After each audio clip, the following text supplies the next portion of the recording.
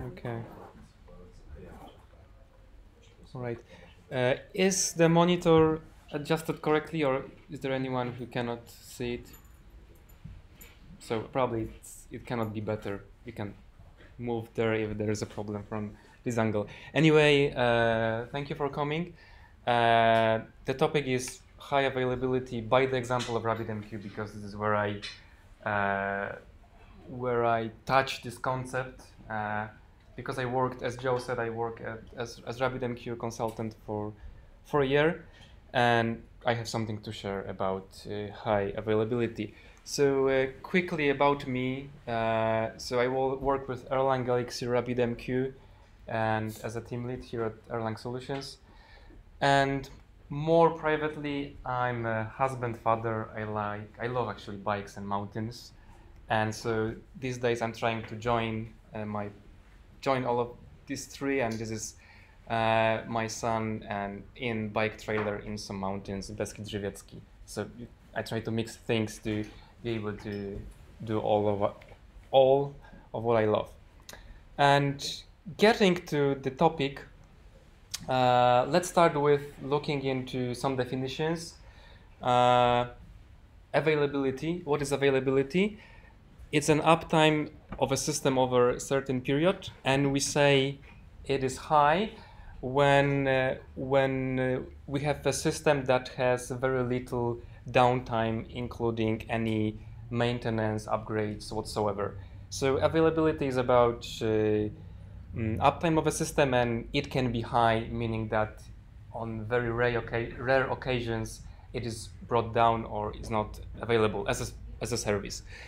And we can measure availability. It is actually measured in percentage of uptime in a given year. Actually, the period can be doesn't matter that much. Sometimes it's measured by year, and we also have these fancy names, like we say that systems availability is like 5 nines if its availability is 99.39, which translates to downtime per year, which is about 5 minutes, which is less than a second a day.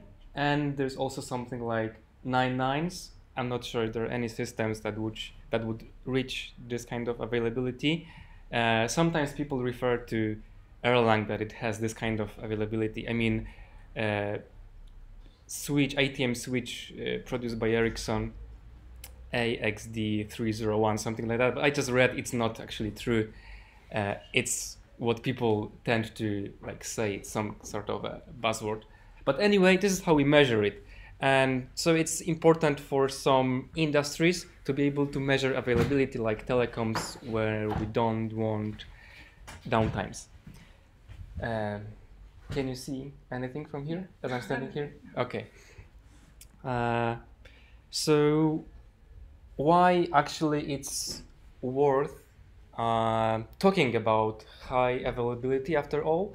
So I would say that it's nowadays is a common expectations that we have towards the systems we worked with. We want them to be available at all times, have fallbacks, etc. So the knowledge is needed, and also high availability is based on distribution, at least in software, and distributed systems are complex. So again, it's worth discussing knowledge around it to build better systems that fulfill requirements of today's world.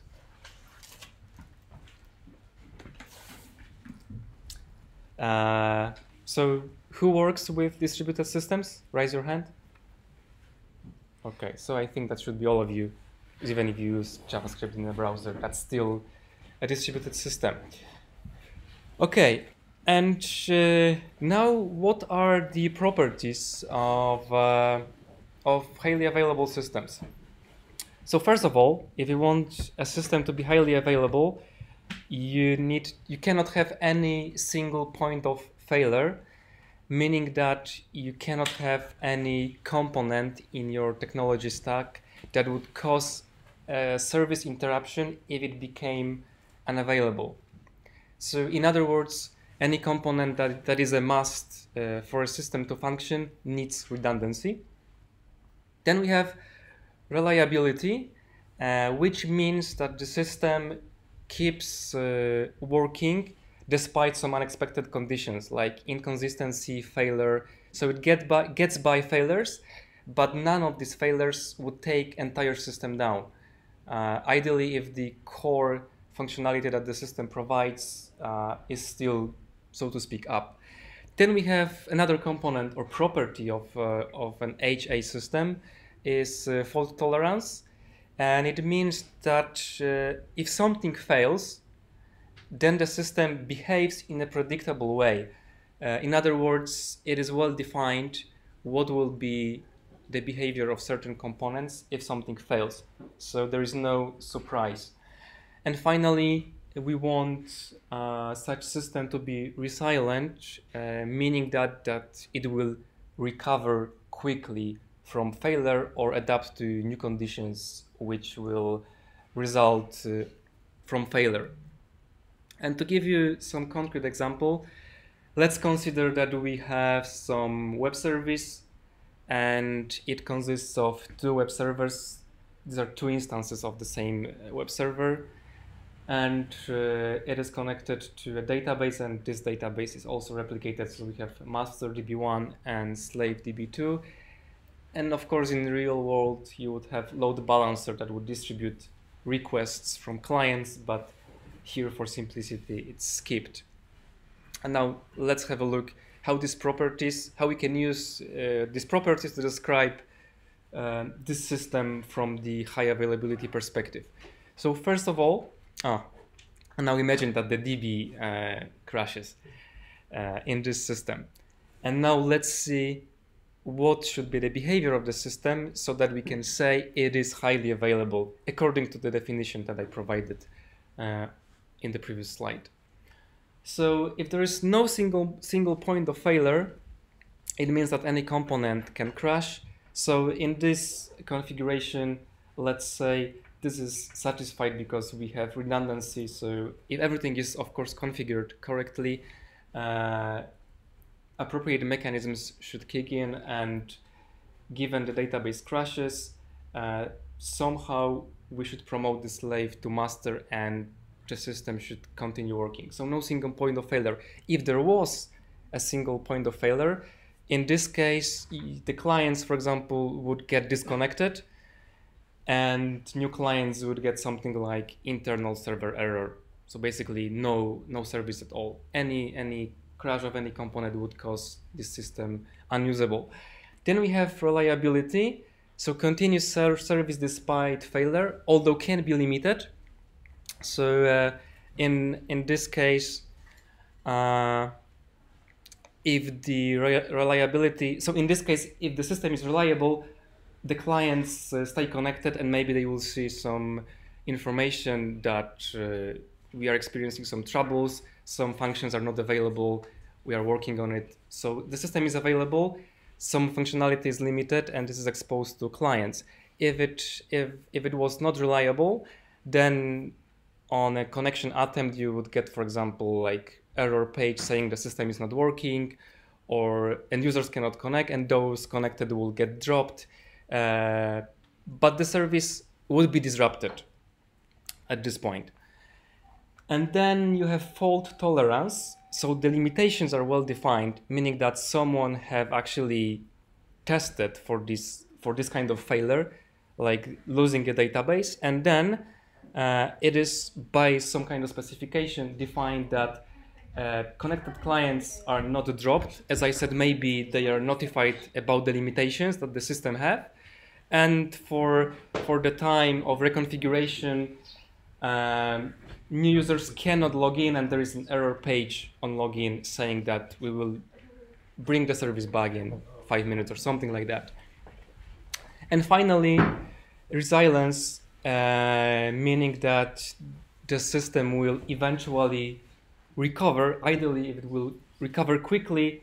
So in this particular case, that may mean that this database promotion to master is handled automatically by some mechanism, and it will recover and will be back to normal. Okay, and now how all of that refers to RabbitMQ. So RabbitMQ is message-oriented middleware, and high availability is usually a requirement from such a system, or actually a must, because it usually serves as a message bus between services, and message bus is usually a critical component. So it actually, if it's down for many systems, that would mean that we are not providing the service we are supposed to provide. And so Rabbit supports. So now I will tell you a little bit more about Rabbit, so we are all on the same page, and then we will see Rabbit in a scenario where high availability will be exposed. In the sense, you will see how Rabbit functions to provide high availability. By the way, who works with RabbitMQ on daily basis? Okay, a few people who have played a little bit with it. Okay, and is there anyone who has never seen Rabbit like running anywhere? It's also fine. Okay, cool. Yeah, so Rabbit supports AMQP, MQTT, and Stomp. AMQP, at least according to my experience, is the most popular protocol that is used together with Rabbit. It is extensible via plugin infrastructure and comes with many libraries to most of the languages. It's open source, implemented in Erlang OTP. That's why we work with it. I mean, in Erlang Solutions. And they say, I mean, in the official docs that there are something like 30K installations worldwide, so widely used. And it's, as I said, very often used as a message bus in some larger architecture. So we have some services, some machines, and they talk to via AMQP or MQTT through RabbitMQ.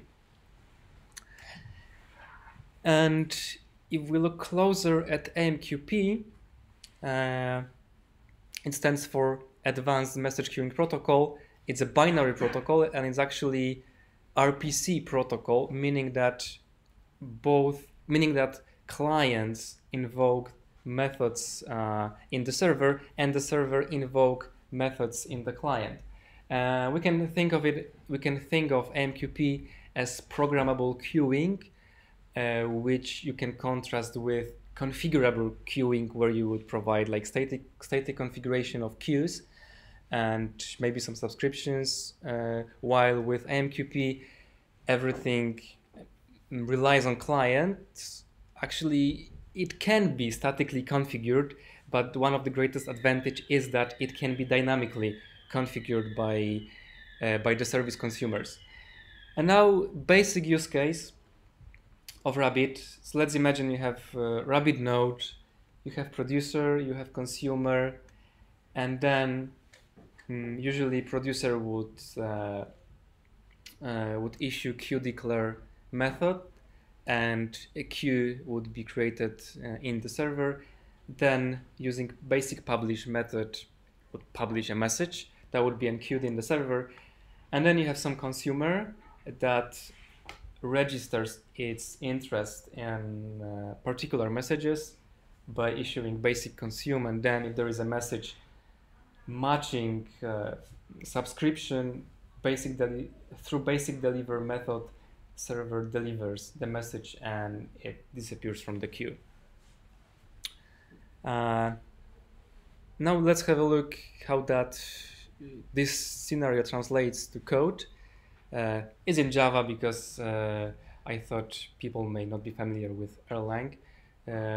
So I guess we will understand Java. Is there anyone who doesn't speak Java? Okay, few people. Joe, you too? No. I will explain. So anyway, what happens is that, so first we look at the producer. So to actually program this basic interaction that I presented, What you need to do, you need to create a connection, so we can use connection factory. You get the connection, then you get the channel, you create a channel, because channel is an abstraction within a connection. So with Rabbit we have connections, and then one connection can have multiple channel, and all the AMQP interactions happen within one channel. And this is optimization for better bandwidth usage as connection, and also resource usage, because connection establishment is way more expensive compared to opening a channel. Then you declare a queue, you say what's the queue name, and here are queue properties like whether it's durable, exclusive, and something I forgot, auto delete. Then you have queue arguments, and you publish a message.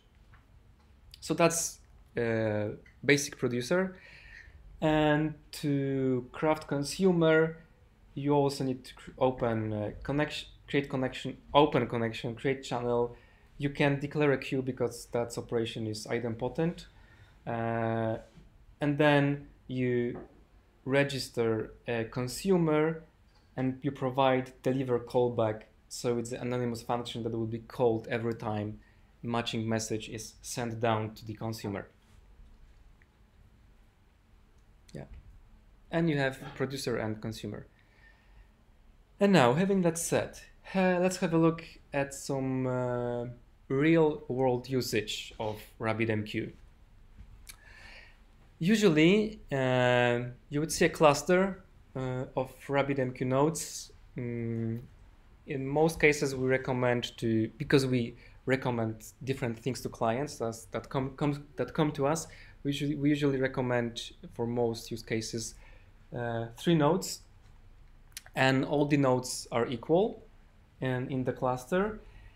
And high availability is about nodes and queues. So it means that you have 3 nodes, so that anytime node goes down, a client still has 2 other nodes to connect to. So that's one aspect of it.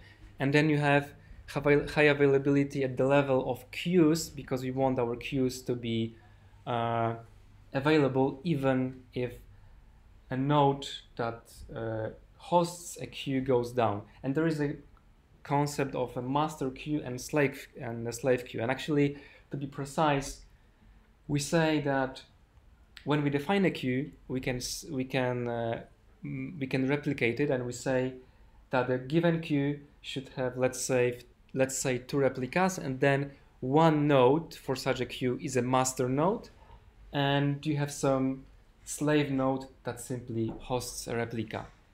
And for to keep it short, we say master queue and slave queue, while in reality this is master node for a queue and master node for the replica. And then let's say that if a node goes down, if that's node A, which hosts the master, we still have 1 replica left. So this is how, in simple words, high availability works here at the very high level.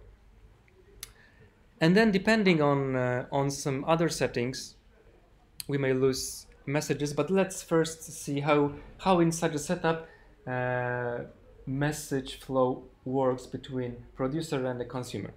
So let's assume that we have producer here, we have some master queue and slave queue, and even though this consumer is connected to a node C which hosts a replica, all the operations are handled by the master node. So even if consumer consumes messages for this queue, it will interact with the master node, and all the operations that happen to the master queue will be replicated to the slave.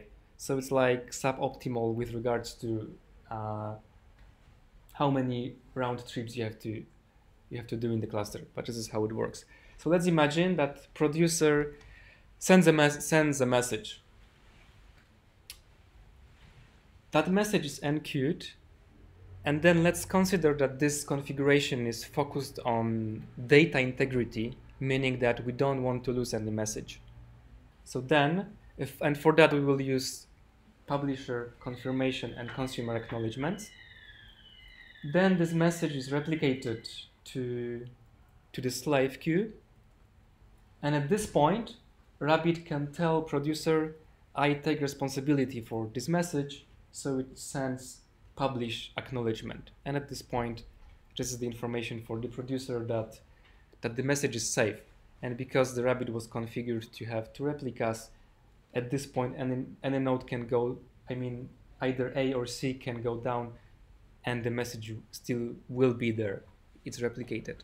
And then if the consumer has subscription to messages that this one will match, that message will be sent down to the consumer.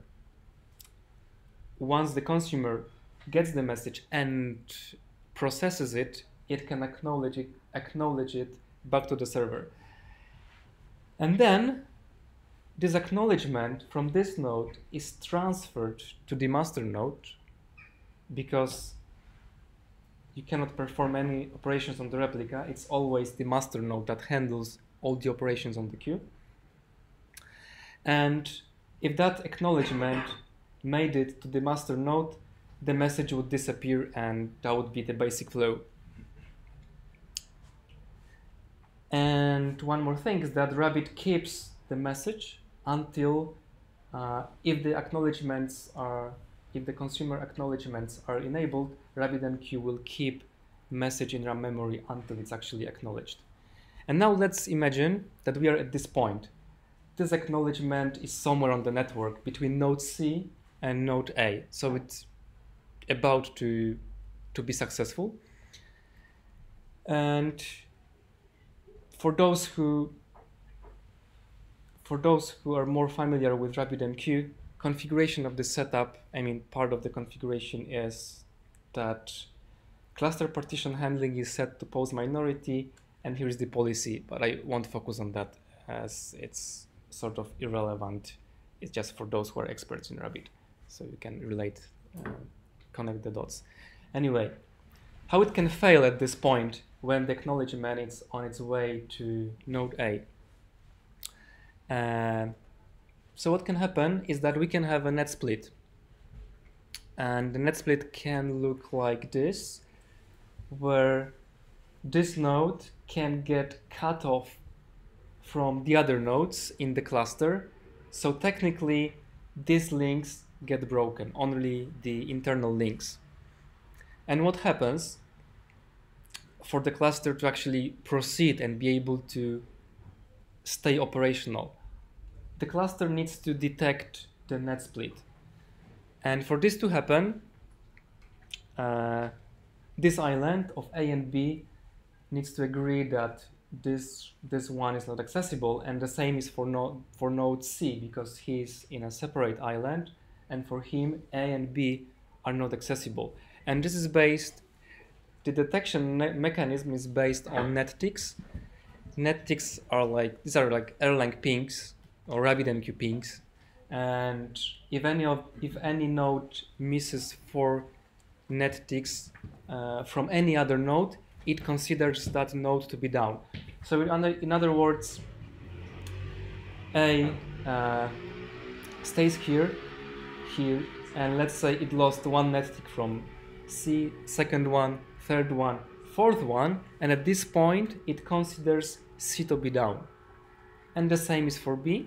And also from the C perspective, it sees that it won't receive net tick from A, first one, second one, third one, fourth one, and at this point it considers A to be down, and the same for node B. And what happens at this point when node C detects that the other 2 are down, because of the partition handling configuration, it will pause. So basically it will drop all of its connections, it will pause, sit there and wait for the network to recover. And this is a prevention mechanism not to allow inconsistencies to develop, because if the 2 islands remain operational, different entities could be created in this island, like different queues, or messages could be published here. So basically the islands would get out of sync, and then you need a way to merge the 2. And if you want to have data integrity, you cannot allow for that. So at this point, we have one island that remained operational. This one is paused. That connection was dropped because this node basically shut down RabbitMQ application. What mechanism determines which island is paused? Pause minority was the configuration setting. So the island that has less nodes will pause. So all the nodes know that there are 3 nodes in the cluster. When net split happens, these two see that they see each other, so they know that in this island there are 2 nodes, and this node realizes that it's alone, so it's in the minority, and it decides to pause. This is how it works. And if there is yet another node, and there are 2 at 2, then you cannot use pause minority. This is like adjusted to this particular configuration. Thank you. Yeah, you can, but you would be in trouble. Then you end up with 2 islands paused, basically. So you don't have any. Your service is disrupted. So we are at the stage where net split is detected. This island is operational, and what happens next is reconfiguration and retry. And what it means is that if the system was thought through, that consumer would reconnect here because the connection is dropped, and in real world you would have some load balancer that would detect that it cannot keep this node at the list of active nodes. Consumer would reconnect, reach other of the 2 nodes that are still accessible.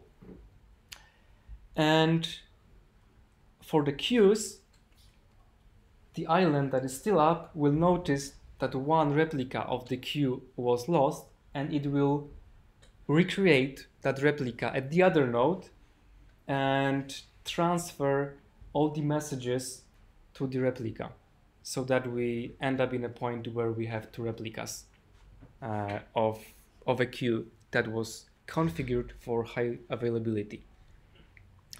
What happens next is that, and for the synchronization period, the queue is blocked. I will get to that later, what it actually means. But at this point, it's important that the island that survived this failure will take care of sort of recreating the replica and transferring the message, so that the policy that at any time we have 2 replicas is satisfied.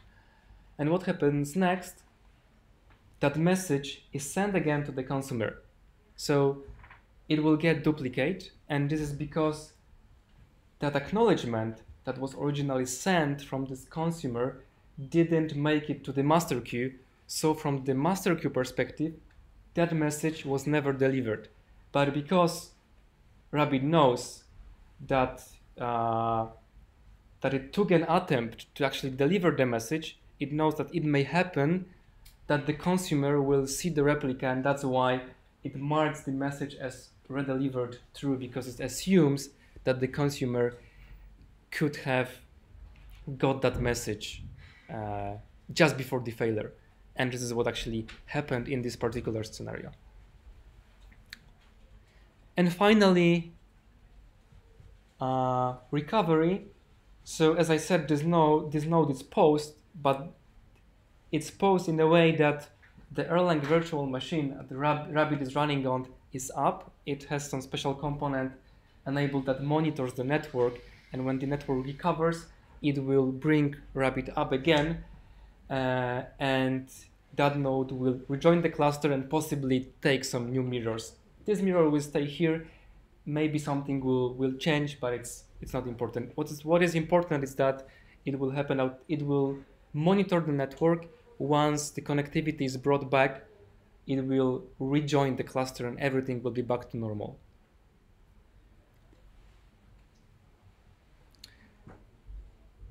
And now, after I sort of smashed your brain with this example, you may be wondering whether this system is highly available. So let's try to apply this high availability properties to this particular example to actually reason whether we are highly available according to that definition or we are not. No single point of failure. Before we continue to this, I have one question. So since apparently the slave doesn't have to be created on every node in the cluster, apparently, how does the client know to which node it should connect to actually receive data from a specific node? So maybe I didn't mention that, but client can connect to any queue is available from any node. In simple words. So that every queue is visible from the every node, but is managed only by master and slave. Yes, exactly. So there's Rabbit has this concept of location transparency, meaning that the master queue lives on some node, and regardless of the node the client connects to, the queue is available. Okay, so getting back to high availability aspect of it. No single point of failure. We have nodes and queues redundancy. So as you saw, we lost one node and the system basically stayed available, and we lost one replica of a queue, but we still had one. So in this configuration, that point is satisfied. Even if we lost a node with a master queue, the replica would get promotion and that would still work. It's just a simpler example. Reliability is a question whether we have continuous service. So from perspective of RabbitMQ, the service is routing messages between producer and consumer. As you saw, we do have continuous service. Even though the message is redelivered, it's all according to spec. And this is where we can talk about fault tolerance, because we have determinism in the sense that when we lost that node, it is well defined what will happen, like, for example, the case with the message marked with redelivered. And finally, resilience. Auto recovery was in place, and it was twofold. It can be twofold because, first of all, the system sort of recovered to work in new conditions. So that queue was reconfigured, the messages were replicated so that we satisfy the policy of having two replicas. And as I explained, once the network connectivity is restored, that node will rejoin the cluster and will auto recover to what was to the original layout or setup.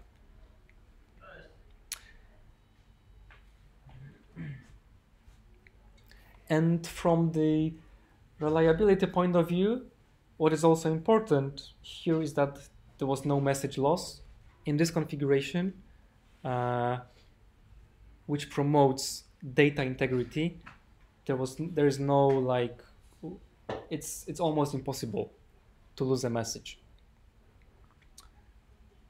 Okay, so we can say that the system is highly available. And now if you put aside this example and look at the theory, at the CAP theorem, which says that it is impossible for a data store to simultaneously at the same time satisfy more than two of these properties. And what these properties are about: consistency. So it means that every read from a system receives the most recent write or an error. If you translate that to RabbitMQ, it means that all the nodes have the same view of the world, so the queues and the messages. So this is the consistency in the context of RabbitMQ. Availability, meaning that every request receives non-error response. And for RabbitMQ, it means that every queue is always available and you can publish to it and consume from it. And finally, partition tolerance. It says partitioning, but I think partition tolerance is a better word to describe this property. It says that it says that the system continues to operate despite any number of messages being dropped by the network between the nodes. And in RabbitMQ context, that would mean that that this property holds if you lose any message, like acknowledgement in our example, and And even if you lose a message, the system keeps working.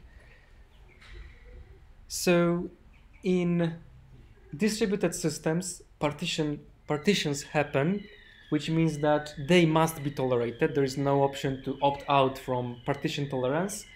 That's why we are left with CP or AP. So we can either satisfy, according to this theorem, we can either satisfy consistency and partition tolerance, or availability and partition tolerance. So for RabbitMQ, if we look at Rabbit, we can say that either we tolerate partitions and we have availability, so that every time we can publish to a queue and consume from it, or we tolerate partitions and every node has the same view of the world. So queues and the messages, this is where we have consistency.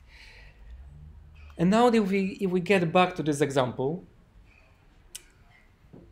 to this step where we don't have this node, that queue was replicated, and this consumer receives the message marked with the reverse flag, we can think if that is actually a setup which is AP or CP. So that's a question whether it's more about availability or consistency. And it might seem that it's more about availability, because that's something I've been talking for 30 minutes.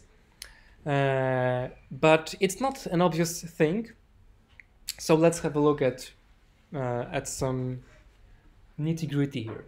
So first of all, so actually it's more CP than AP. So it's more it's configured more towards consistency than availability, and let's see why. So first of all, net split detection.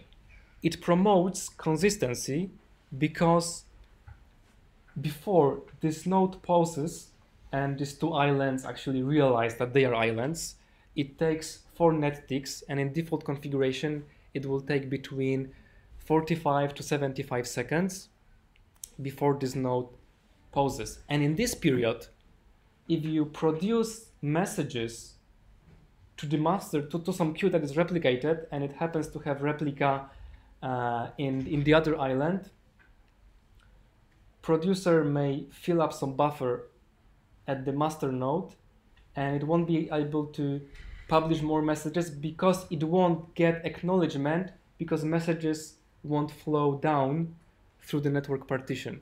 So for this period, the service is disrupted because basically messages cannot flow from producer to consumer because of the net split. So it promotes consistency. You can lower this value, but that can result in false positives. Then we have pause node, and it also promotes consistency, because when this node pauses, you have basically less resources to accept clients. And so if you are close to limits of the system, it may turn out that you have not enough resources for the clients that are dropped from this node to connect to the healthy island. Or you can imagine that if you have thousands of clients connected here, and then if all of them out of sudden connect here, like performance of this island can degrade, which can impact message flow here. Queue sync. So once we detect the net split and the new replica is installed on node B, and the messages are synchronized between these two nodes, so for the period of the synchronization, that queue is blocked, which means that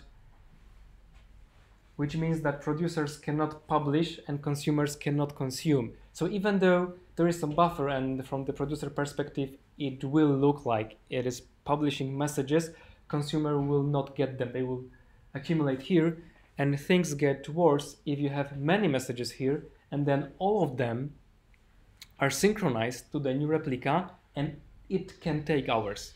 We have seen setups where there were huge queues, like millions of messages, And then in this kind of configuration, you can lose your queues for hours. Even if it's minutes, it's huge time frame, which is probably not acceptable from high availability perspective. And finally, acknowledgements, they also promote consistency. So the question is, how do you achieve maximum availability? So we have to agree that messages will be lost.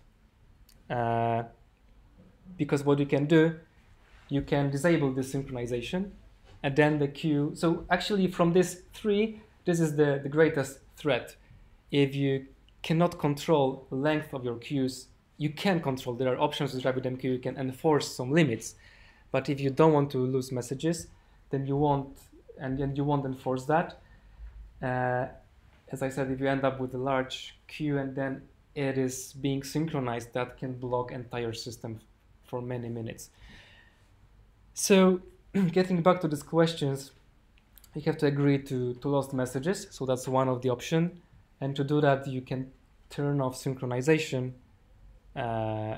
So the trade-off is that if such failure scenario happens, some messages that were enqueued on a slave, some messages that are enqueued in the master will not be copied over to slave, which means that for some messages you will have one replica. Eventually they will become synchronized, all the replicas, but for some period of time you accept that some messages may be lost. And other direction towards maximum availability is allowing for inconsistencies, meaning that you don't pause any nodes, then you keep all of them alive, and you allow for inconsistencies to develop. And then when network connectivity recovers, RabbitMQ will choose winning partition and the one that loses, and all the nodes in the lost partition will restart and synchronize to the healthy one, which can imply message loss or even queue loss.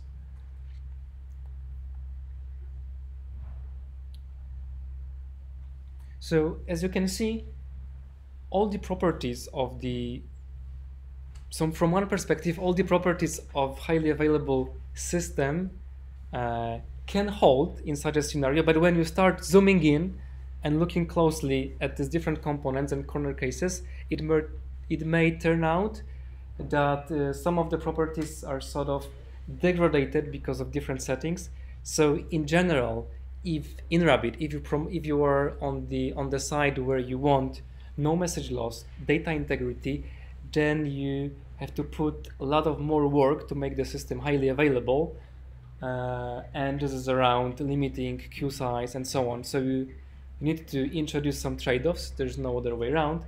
And if you want maximum availability, then you need to allow for message loss.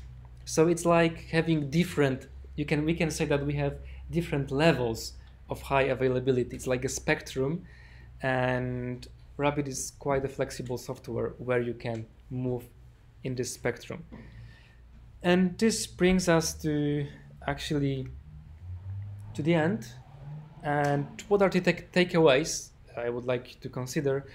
So first one is that the distributed systems are hard in the sense that there are many failure scenarios. If you have seen, I presented, I think that was one of the simplest one with highly available queues, just one queue, 2 replicas, and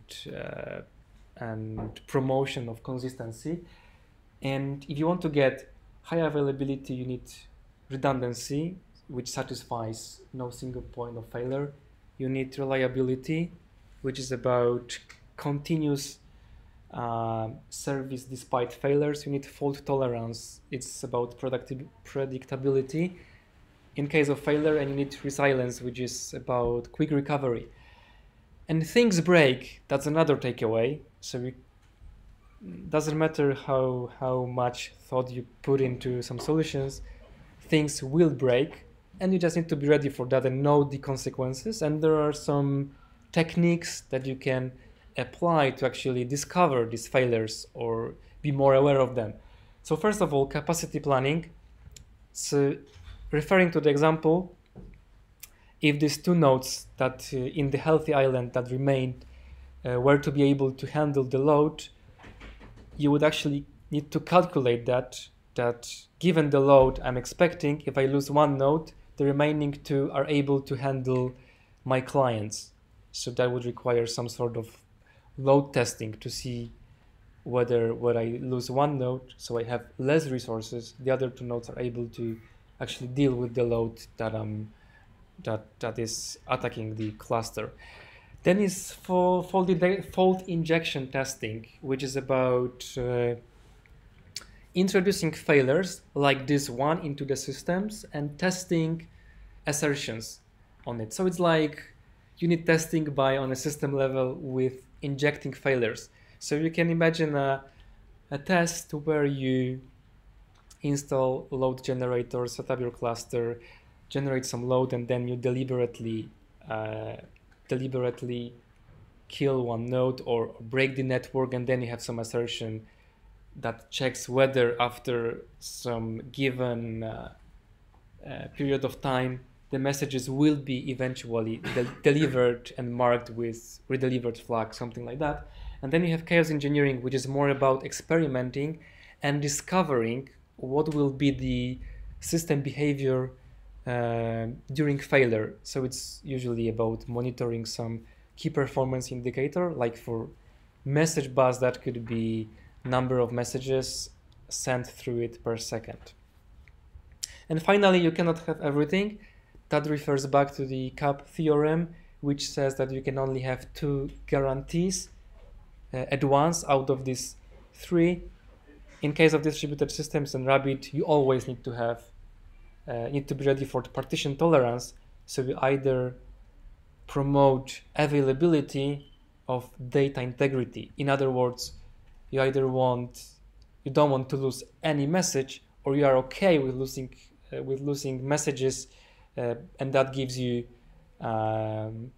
more availability in the sense that always all of your nodes are up and you are utilizing all of your computing power in sense of hardware. And it's, as you saw in the example, it's not always obvious whether you have consistency or availability. Actually, that can be sort of mixed at different levels depending on how much you zoom in into the system. Okay. Looks like this is all I have, and if you have any questions or would you like me to refer back to what was presented, I'm open to hear what you have to say. Piotrek. Have you encountered any situations when working with RabbitMQ clusters where the cluster was simply unable to heal itself, and there was actually a solution to it other than restarting the nodes, let's say? So in other different words, whether it's something that operator can do in such a situation that can help the cluster to heal. Instead of restart. Instead of just hard restart of everything. So I have seen such scenarios, and basically there was no solution apart from restart. And this happens when there are some weird scenarios in which different nodes in the cluster have different view of the world, which means that one node thinks the other way around. Let's refer to some example. Let's say that in this example, A considers C to be down, but B considers C to be up. So they have different view of the world, and then they exchange this information, and this is called, I think it's something like partial cluster. I don't remember the actual term for it, but in this situation, things go weird. I actually don't remember what is the exact behavior, but it's one of these kind of situations for which I don't know. Like I'm not aware of any automating or operator action that would actually bring it back to health. I was actually going to ask about exactly exactly this scenario. Yeah, it is well described in the RabbitMQ documentation, I mean source code documentation, but anytime I need to deal with it, I would go there and read that again. It's not actually not really uncommon, I think, because if you have A in one AZ in AWS, B in the second one, C in the third one, then if there's net split between two availability zones, then this happens, right? Yeah. As far as I remember, there is something which is called partial partition, and in such a situation, when A sees CS down, but B sees CS up, then A and B agrees that B will just disconnect from C to achieve like full partition, and these two islands will be created on purpose in such a situation. Thank you. I think there is within documentation. You have to read the source code. Just comments, not the source code, but comments to the source code. It's in the comments, I think. Yeah, thank you. You are correct. So regarding the example we had on the PD,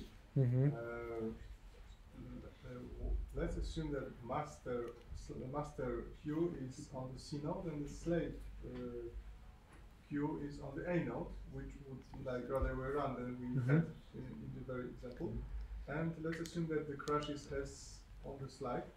Is the queue paused as it was slave queue, or is it, or does it continue to operate and is promoted to a master one? So basically, what will happen if master is here? Here is the master and here is the slave. What will happen is that on detecting the net split, the slave will be promoted to master and will take over simply. And here, this node will pause, and when it unpauses, it will restart itself anyway and lose all of its state and synchronize its state to the healthy island. So even though we have this assumption of consistency, you can still lose messages as they can be written to master but do not have much enough time to synchronize with the slave? No. In this particular example, we had publisher acknowledgements, and the message is acknowledged to actually producer here, not publisher, but these are the same, publisher, producer. And the message is acknowledged to the producer only when it is accepted by master and all the replicas. So both queues, okay. Yes, exactly, all the replicas. So there is one situation which is strange, that will be described in one of the blog posts that will be released if I will get review. But anyway, this is how it works actually. So if you don't have publisher acknowledgements, then in such scenario you could lose messages because producer wouldn't know that the message it was sending was actually not enqueued because of slave not confirming. But you can handle that at the application level. Okay, any? Does this configuration work if two nodes are down? Yeah, so basically, if you lose two nodes in this configuration, then let's say at this point you lose B, or you have another net split, you lose the cluster. So it's only like works. This configuration is planned for losing one node. Does it happen that two nodes are down? Yes, it does, but it's rare. But I trying to recall if I have seen such a thing, but I don't think so. But it is possible, of course. You can lose two nodes. So can you number of nodes that can fail is always number of replicas minus 1 then? This is 2 replicas. Yeah. I can tolerate 1 failure, right? Yeah. If I have 3, then I can tolerate 2 failures. Actually, you first have to look at the cluster partition handling. If it's post minority like here, you cannot have islands like of equal size, yes, because then it won't work. Then you need other strategy, like auto heal, but with auto heal, you will develop inconsistencies. There are some trade-offs, not only between behavior of the queues, but also which node posts, and this is what you look at first, the cluster partition handling strategy.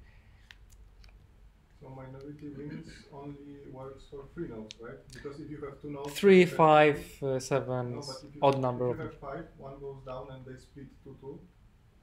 So you still have at one level, sort of one level of high availability. You can lose one node, and then you will be left. If you have 5, you lose 1, then you are left with island of 4 nodes. And then if you have 4 nodes, and there is a net split between 2 nodes, 2 and 2, then you lose your service because 2 islands pause. How will Rabbit cluster behave in a scenario when island C woke up during the synchro between A and B, and in a scenario when the synchronization took a lot of minutes?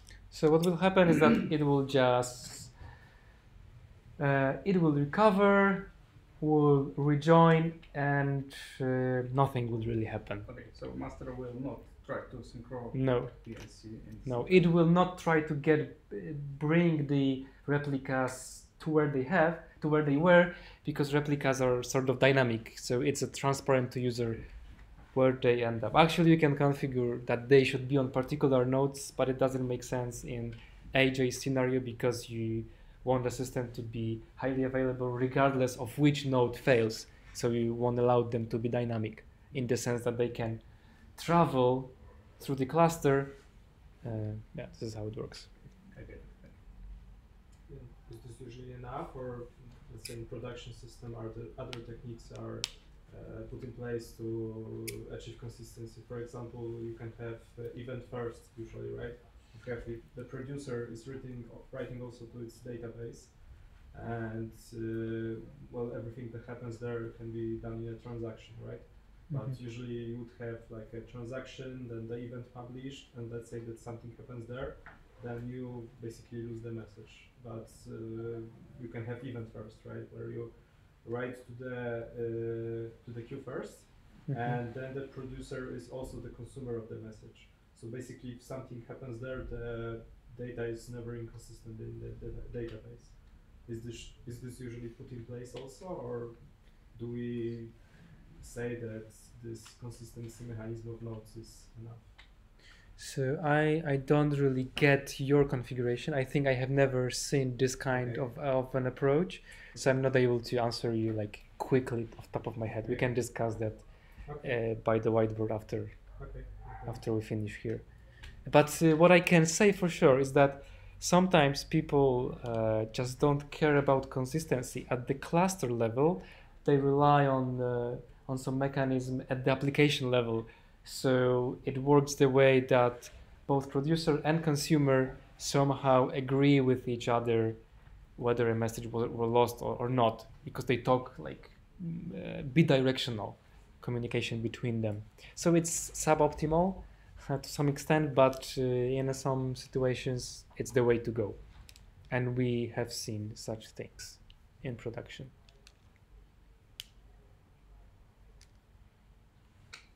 If you have this configuration with 3 nodes and 2 would go down and just 1 is up, this one will pause.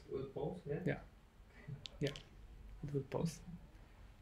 So it's when you plan a setup, you probably need to somehow refer to some statistics or your gut feeling. How often is it that you will lose at one time 2 nodes? If it's like very unlikely, then you can also consider how long it will take for me. If I lose 1 node, how long it will take to recover. Let's say it will take I don't know, 10 seconds. If you somehow make sure you don't have long queues and things like that, cluster is operational, it takes like, I don't know, 10 seconds or something. Then you can, using math, calculate how possible is that within this 10-second period I will lose another node. So it's actually not easy to plan for failures at all. A question about infrastructure. Do you usually prefer to install it on virtual machines or on a software as a service solutions, like for example Cloud MQP? And in case if it's virtual machines, which operating system do you prefer? Does this all anyhow depend on if it's running on Windows or Linux? Or So I prefer when it's running on Linux. I don't like using Windows, but that's my personal preference. It's easier to handle Rabbit to Unix-based systems.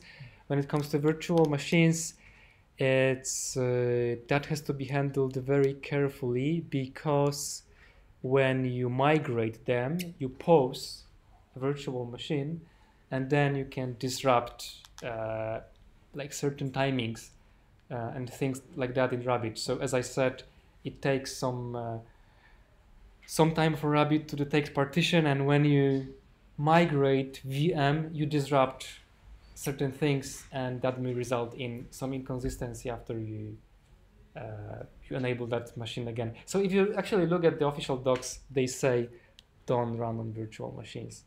And I saw issues related to that, basically people were using the virtualization goodies like migration, and that would disrupt the cluster, which would have basically alarm that there is something wrong, like related to partitions, but actually that was the view of the cluster that was result of being migrated somewhere.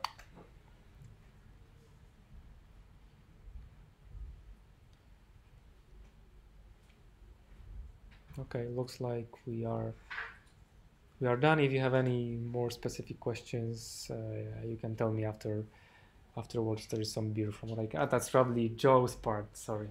Yeah, but we were gonna clap first.